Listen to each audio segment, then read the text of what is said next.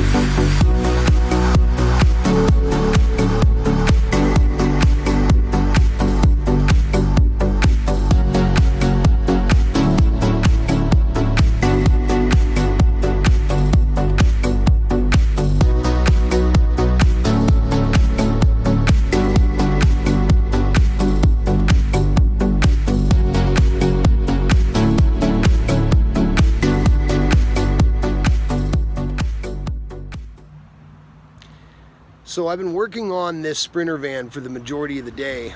This was a very difficult job.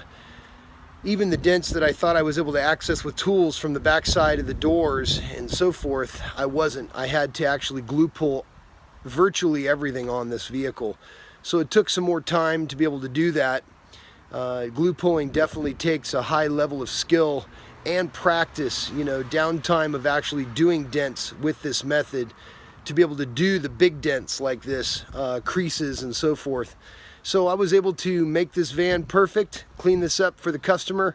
They're going to be very, very happy with this once they see it. Thanks again for watching.